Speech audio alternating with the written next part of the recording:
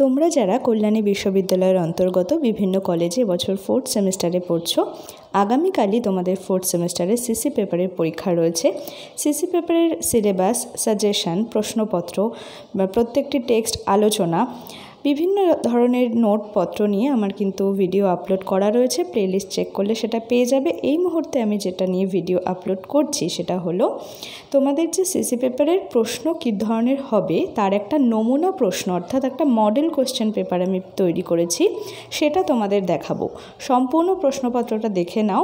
এই অনুযায়ী কিন্তু ধাপে ধাপে প্রশ্ন তোমাদের হবে, কোনখানে কটা উত্তর দিতে হবে, কোন জায়গায় কত নম্বরের কী ধরনের প্রশ্ন হয়, প্রত্যেকটা কিন্তু আমি একদম ধরে ধরে আলোচনা করব। সেই সঙ্গে বলে রাখি, যে প্রশ্ন আমি দিয়েছি সেটা কিন্তু আমার একটা সাজেশন থেকে প্রশ্ন তুলে তুলে আমি এখানে দিয়েছি। তার মানে এই নয় যে এই প্রশ্নটাই হুবহু তোমার চলে আসবে, কিন্তু তুমি সম্পূর্ণ ধারণাটা পেয়ে যাবে। পরীক্ষার হলে প্রশ্ন দেখে তোমার নতুন মনে হবে না প্রশ্নের ধরন, কিন্তু তুমি এই প্রশ্নটা সম্পূর্ণ মন দিয়ে দেখলেই বুঝে যাবে।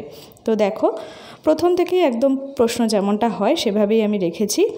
2024 বাংলা প্রোগ্রাম সিবিসিএস পদ্ধতি অনুযায়ী নতুন পাঠ্যক্রম, 4th semester, course code BNGG CCT4, Bangla উপন্যাস, নাটক ও প্রবন্ধ, পূর্ণমান 60, সময় 2 ঘন্টা 30 মিনিট।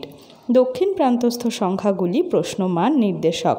প্রশ্নগুলির উত্তর যথাসম্ভব নিজের ভাষায় লেখা প্রয়োজন। এই লাইনটা কিন্তু খুব সাধারণ বা একেবারে এড়িয়ে যাওয়ার মতো লাইন নয়। অনেকেই প্রশ্নপত্রে এই লাইনটা পড়োই না, কিন্তু আমি বলবো যে তোমরা কিন্তু যথাসম্ভব নিজের ভাষাতেই লেখার চেষ্টা করবে। বাজার চলতি অনেক বই আছে, সেসব বইয়ের ভাষা না লিখে নিজের মতন ভাষা, এতদিন তোমরা পড়াশোনা করছো, আশা করি অনেকেই নিজে বানিয়ে লেখার দক্ষতা তোমরা অর্জন করেছো, তো সেই হিসেবে লিখবে। এবার দেখে নাও মূল প্রশ্ন। এক দাগে যে কোনো 10টি প্রশ্নের উত্তর দাও। এখানে কিন্তু 2 নম্বরের প্রশ্ন থাকে, 10টা দেওয়ার অর্থ হচ্ছে 20 নম্বর। ক, কপালকুণ্ডলা উপন্যাসটি কত সালে প্রকাশিত হয়? এই উপন্যাসের প্রধান চরিত্রের নাম কি? খ, পথিক তুমি পথ হারাইয়াছ উক্তিটি কে করে? কার উদ্দেশ্যে এই উক্তি? গ, এগুলো কিন্তু কোটেশনের মধ্যে লাইন, অর্থাৎ মূল টেক্সট থেকে লাইন তুলে দিয়ে তারপর প্রশ্ন হবে। আহা কি দেখিলাম, জন্ম জন্মান্তরেও ভুলিব না। কি দেখে, কার এমন উক্তি? ঘ, একেই কি বলে সভ্যতা প্রহসনের প্রকাশকাল কত? কে রচনা করেছেন? কয়টি গান আছে? এখান থেকে 3টে প্রশ্ন না দিয়ে যেহেতু 2 নম্বর, যে কোনো দুটো আসতে পারে।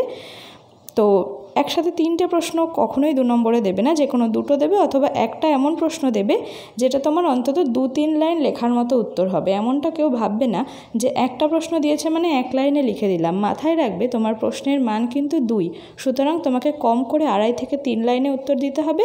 খুব বেশি হলে 4 লাইন, তার বেশি লিখে কেউ সময় নষ্ট অযথা করবে না, কারণ এরপরে রয়েছে 5 নম্বর, তার উপরে রয়েছে 10 নম্বর, সেগুলোতে আরও ভালো করে ধ্যান দিতে হবে।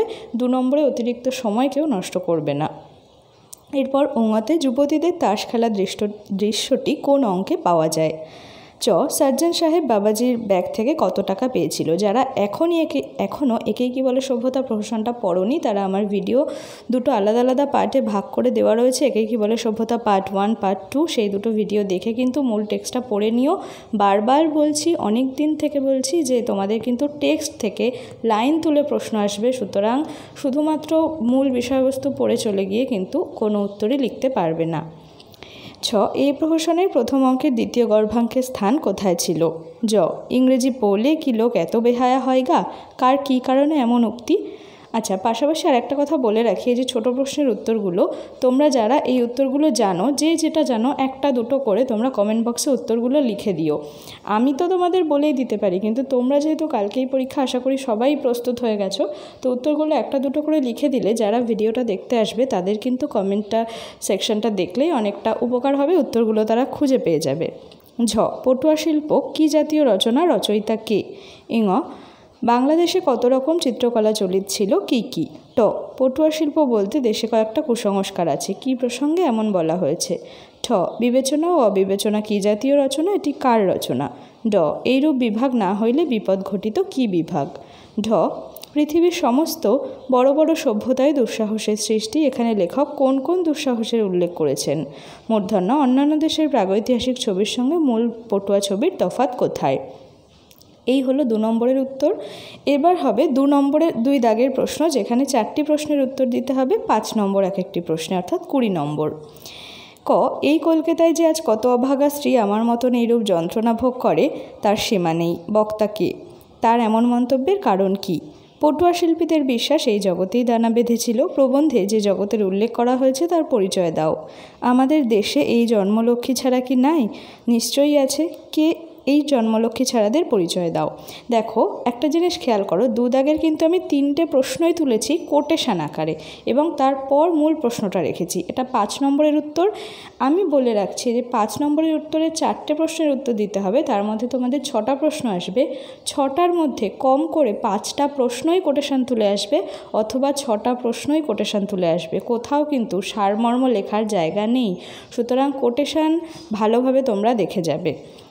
তো এখানে 6টা প্রশ্ন রাখিনি, 3টে প্রশ্ন রেখেছি এবং দেখে নাও যে লিখে দিয়েছি এমন কোটেশন তুলে 5 নম্বরের মোট 6টি প্রশ্ন থাকবে।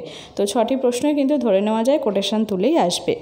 3 দাগ, যে কোনো 2টি প্রশ্নের উত্তর দাও। কপালকুণ্ডলা উপন্যাসটি ইতিহাস আশ্রিত সার্থক রোম্যান্সধর্মী উপন্যাস হয়েছে কিনা আলোচনা করো।